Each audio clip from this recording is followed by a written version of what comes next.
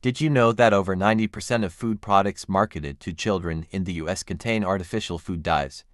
These vibrant colors might make your food look more appealing, but what are they doing to your health? From hyperactivity in kids to potential long-term risks, the truth about food dyes is more shocking than you think. Stay tuned as we uncover the hidden dangers of food dyes and why they've become a growing concern in America. Food dyes have been used for centuries to make food more visually appealing.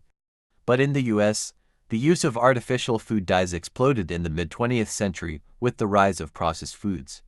By the 1960s, concerns about their safety began to surface. In fact, the FDA banned red dye No. 2 in 1976 after studies linked it to cancer in rats.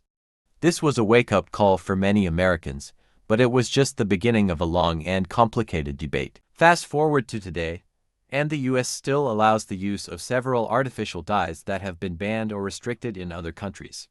For example, yellow dye No. 5 tartrazine and red dye No. 40 are widely used in the US, but in Europe, foods containing these dyes must carry warning labels. Why the discrepancy? Critics argue that the FDA's regulations are outdated and heavily influenced by the food industry. Meanwhile, advocates for stricter regulations point to a growing body of scientific evidence linking these dyes to health problems like hyperactivity, allergies, and even cancer. So, how did we get here, and why hasn't the US taken stronger action? Let's take a closer look. Numerous studies have raised red flags about the potential health risks of artificial food dyes. One of the most notable is a 2007 study by the University of Southampton, which found a link between certain food dyes and increased hyperactivity in children.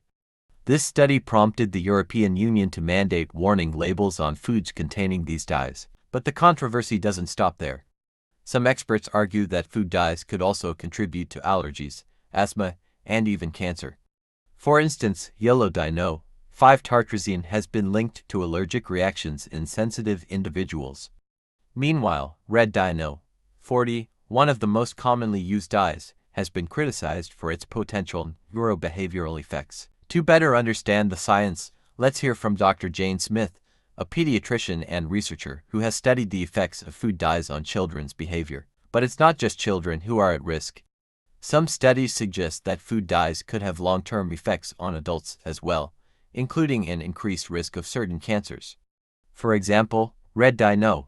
3, which is still used in some candies and baked goods, has been linked to thyroid tumors in animal studies. Despite these concerns, the food industry continues to defend the use of artificial dyes, citing their safety in small amounts. But with so many conflicting opinions, it's hard to know who to trust.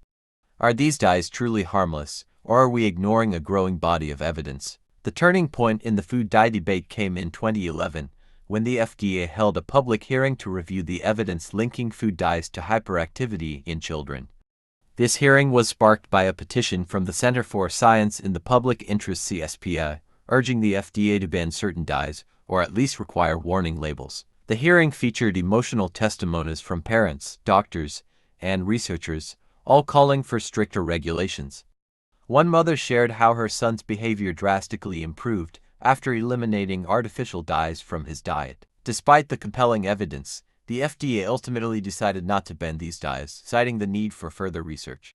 This decision was met with criticism from many health advocates, who argued that the FDA was prioritizing industry interests over public health. This pivotal moment forced many Americans to question the safety of the foods they were eating and whether the FDA was doing enough to protect public health. It also highlighted the stark differences between US and European regulations.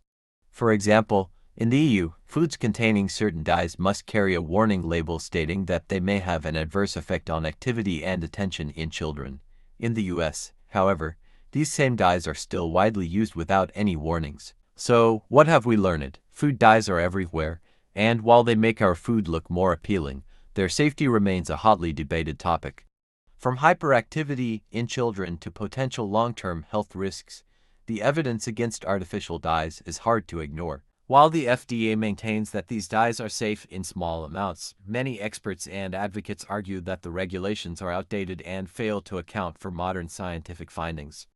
As consumers, it's up to us to stay informed and make choices that prioritize our health. Now it's your turn. What are your thoughts on food dyes? Do you avoid them, or do you think the concerns are overblown? Let us know in the comments below. If you found this video informative, don't forget to check out our next video on food safety and how to read food labels like a pro. And if you're passionate about this topic, share this video with your friends and family to spread awareness. Thanks for watching, and we'll see you in the next one.